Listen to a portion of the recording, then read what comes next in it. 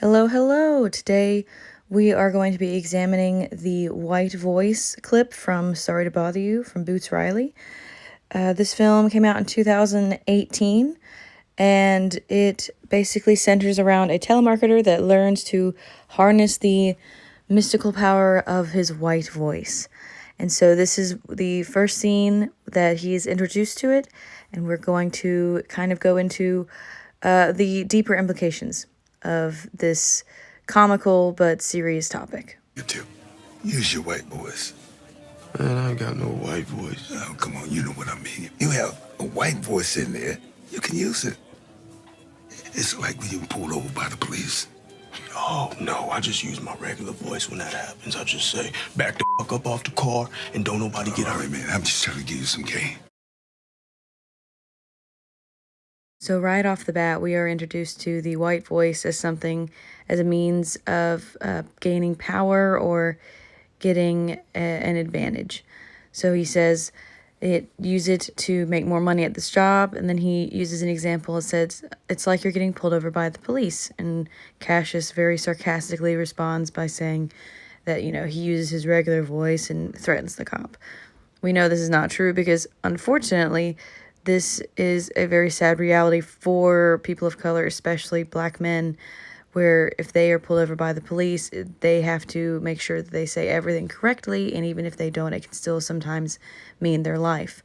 And so for this to just be a joke, a throwaway joke in a movie, says a lot about the society we live in and still live in, and, makes you question what can be done to where this is not a joke that everyone universally understands anymore.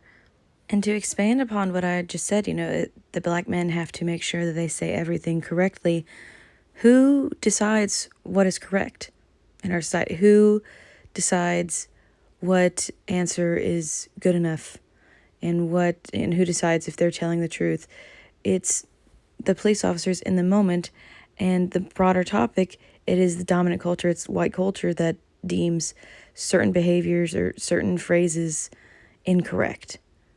So, if my dad, a white man, gets pulled over, he can very comfortably say, good afternoon, kind of almost lazily say, here's my such and such.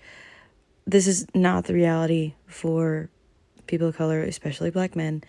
They have to be confident, but if they're too confident, then they might seem suspicious. But if they're nervous, then they seem even more suspicious. You're damned if you do and damned if you don't. And so, again, with the beginning of the scene, just casually touching on it because it's just a normal reality for black people, and it shouldn't be. You want to make some money here? Then read the script with a white voice. People say I talk with a white voice anyway, so why ain't it helping me out? Well, you don't talk white enough. I'm not talking about Will Smith white. I'm talking about the real deal. What does Will Smith white mean? It goes into this concept that someone can be too white or they can not be black enough. And this is a destructive concept that it stems from internalized and systemic racism, where we tie success and fortune with whiteness instead of someone's work. And, this movie also just goes into show that, in a way, whiteness is tied into success and how much money you make.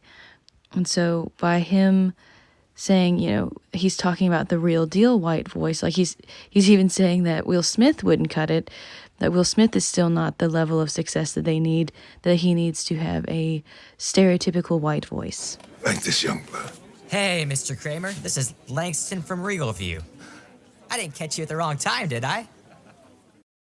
Nobody deserves to have their natural speaking voice, this voice that they were given by their parents speak it, their family speaks it.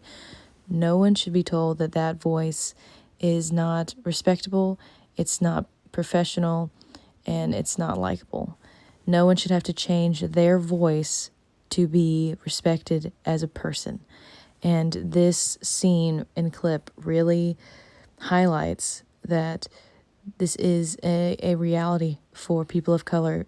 To find their white voice is something that gives them an advantage but the deeper meaning is, why would sounding white give you an advantage? Because of that innate white privilege.